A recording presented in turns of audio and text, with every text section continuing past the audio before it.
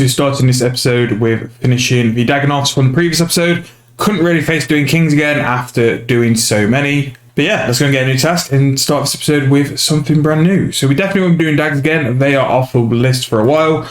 I've done a video basically going over my setups, whether that's melee or anything else. So hopefully you guys will know what I'm doing with and how my info is set up. So let's go back to Lanika with the Slayer Cape and see what she's going to give us. Okay, time for the next task. We are going to get Firewatch or Muspers. Skip. So also, I have got some Slayer VIP tokens, got 48 just from doing some random events. Creatures of the Lost Grove or Soul Devs. That is definitely going to be a Soul Devs. Alright, so let's go to the bank and re-gear for that. We won't need to change much. What I do for Soul Devourers, I use Penance, so I'm just going to put on a Vamp Scrimshaw. The Vamp Scrimshaws are very, very cheap, so, well, they were cheap when I bought them. I think I only bought them for like 1.1 mil. It'll just mean then that I've got more chance of not dying when I no doubt AFK. So, Feathers of the Mart. I think I haven't got the soul for this if I grab one of those out. Because we are doing something which drops Vital Spark, we want to take the Vital Spark enhancers as well. You can buy these for Dungeoneering tokens. And it's a good way to get some GP out of your Dungeoneering tokens. There's no real other way to get some decent-ish rewards. So I don't need... the Ambient Souls and the Vamp Scrimshaw are sort of a bit too much for this, but I AFK these tasks quite hard. So that's why I've done that. So hopefully the chest in the dungeon I have... So I'm going to make a number 1 in this video. So Feathers of a Mart sell for 1.7k each. Every day you can buy 1,000 for 1.5k, and it's just a quick way to make 250k just from one trade transaction. Do I need to unlock this? Yes.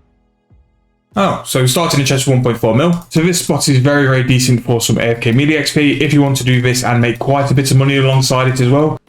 These drop very, very decent GP per hour. It's through Vital Sparks and the keys as well. Now, I will pre-warn you that these are quite hard to get to world for, and you'll normally get to these same people camp them all the time. Right, so there we go. It just takes a little while to hop. Right, so Aggression Overload, Anti-Poison, Weapon Poison even. Break from Melee and Turmoil, and after a while they'll come here and it will get Aggression, turn that on.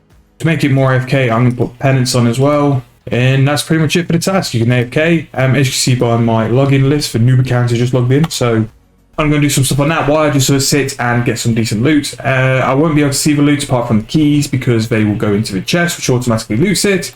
But there'll be some decent XP for the time being. So yeah, I'll finish this task and I'll come back with what's next. So hopefully that's the first of many. Key of the Crossing. Let's see what price we are now. 350k is actually not too bad.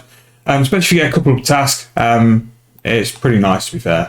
But yeah, we'll see if we can pick up any more. Not had the soul yet, so that's a scam. You'll see these drop down because the Vital Sparks will be doubled every time we do get them. Right, so that's us done. We did pretty well with keys. We got 5. So just from keys, we made a total of 1.8 mil. All the other loot will just simply go to the chest, which we'll probably loot within a couple of episodes. We'll let it build up to a decent amount, and then we'll see how much we've made. So back to Lanika and see what she's going to give us. Again, that probably took the best part of 2 overload doses. So if you were going to look at a way to AFK train your stats, doing that wouldn't be a bad idea. Right, so if I equip the Slayer Cape, get task, back to Soul Devs, yep, works for us. So I'll just buy a couple of these just to stock up again. We'll note the keys because then we can see how many we've got over the past 2 tasks. We're going to take a 10 mil cash stack loan from the bank, and then once we've made 10 mil, we'll put that back in. Basically, I just want to be able to buy some stuff. I'm going to buy some more feathers while I'm here because they're cheaper to buy from the person outside the task. Let's go and check the chest. So we made 5.2 mil just for that task. That's not bad at all. And most of that will be Vital Sparks. Vital Sparks are quite high in a minute. So these drop enhancers will really help for us. So yeah, what we'll pretty much do is go back to the same spot we did last time. Hopefully no one's took it, which they haven't. So task done, another 3 keys in the bank. So go straight to Lanika. So Lanika is going to give us Absol Demons. Yes, no problem. So Abbey Demons I actually have in my personal slave dungeon. And then because we're doing Absol Demons as well, they drop the ashes. So we're going to put the Exoplasmator on. And off we go. And that's why I like having a setup, even though I have just forgot a really important item. So the ectoplasmates will not do anything without the bone necklace, and that's how we're going to kill abyssal demons. We're going to use the bone necklace to give us unlimited prayer, and then we can just AoE all the way through. Now this is something else I want to customize eventually. I want to find out the best monsters to put into my slave dungeon. So at the minute I've got abyssal demons here. I also have the ascension creatures, not the ones which you can one hit, but the actual normal ones. Through Arari there, because I was a bit too late to go and kill the ones with 1 HP. And then in either one, I actually don't have anything, so I need to sort out my slave dungeon definitely. But abyssal demons are quite nice. I put these for the reason of whenever I was doing this, the spots were camped in Canthus, and yeah. What you can do as well to make it a bit easier, although I've not done it there, you can summon a familiar, and a familiar will also pick up all the loot as well. However, with area loot, you'll be able just to click it all in one point as well. So, next assignment, we are going to get some enemies. Right, nice. I'm going to gear up for these. Now, I have done a video on enemies and how I've killed like 45,000 and got 100 blood shards. Now, if you want to see that, the video will be linked in the description. But I'm going to gear up and get ready to go and kill some. I've not seen one of those in a while. That is a blood shard. They're nowhere near as high as they used to be. They're currently 13.4 mil. When I got most of my blood shards, they were sort of 18, 19 mil. So, doesn't really matter. It's really nice to have in the bank, and there'll be a bit of profits for this episode.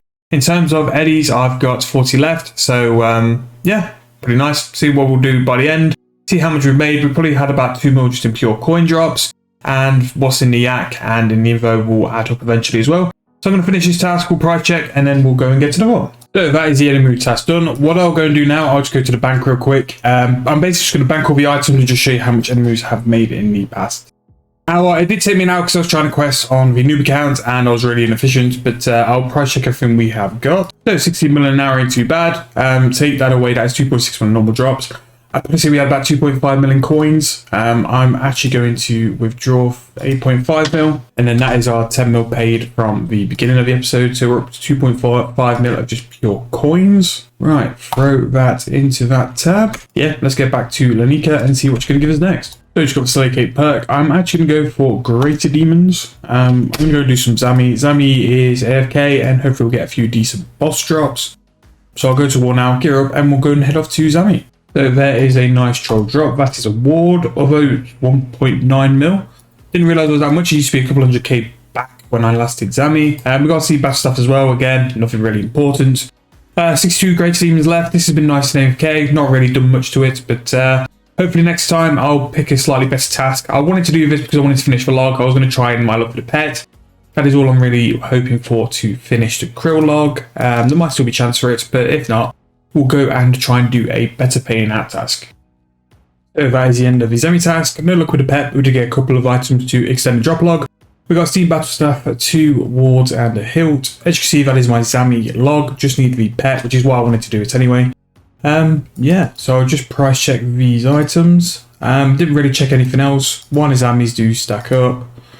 The hilt. Yeah, 7.2 mil. Obviously, by these standards nowadays, it's not a lot. I probably would have made 3 times as much if I did DKs, but this was so AFK, so can't moan it tasks like that. Let's go back to Lanika and get us another one. Right, let's see what we're going to get next. Own task. Right, let's have a look. What do we fancy? Go for Abyssal Demons. I'm going to try and do some Abbey Lords. So, at Abbey Lords now, once you get settled in and once you've got the info set up properly, we are a pretty chill task and almost to the point of AFK. You do need to focus on healing though, and make sure that you're just topping your prayer up whenever. I'm using penance here, but I do get slapped at certain points. Don't get me wrong, if you've got the correct arm and the correct setup, you can probably get away with it, but I would definitely bring some prayer potions and use Vamp, because then you definitely will be fine. In terms of the task though, it's really good XP, the drops are pretty good, and you do have a chance at the Abyssal Scrooge, which is roughly around 250-300 mil, which is a very nice drop. These monsters are great for Trisk drops as well. They're you pretty much get 2 free drops a task, pretty much make a full key and a bit more as well. But yeah, it's a very good Mage XP, very good Slayer XP, and yeah, just overall a very good task. I will try and include these a bit more because I would like to get the Scrooge drop for my collection log. But for something which you can force with the Abyssal Mask every day, these are a very OP task. If you're not 200 mil or if you're not 120 Slayer. So that was a pretty smooth sailing Abyssal Lord task. As you can see from the info, I'm just going to price check it. And this is basically your standard sort of loot. They're not going to go and break the bank and make you loads of money per task. But when you finally get the big job of the Abyssal Screws, that's when you'll make like your absolute bank. Don't get me wrong though, for a task we've made just over 3 mil, which you can't really moan at. That's not too bad. It weren't a full hour we were there either, so you average out sort of 5 mil if you get another decent task to follow.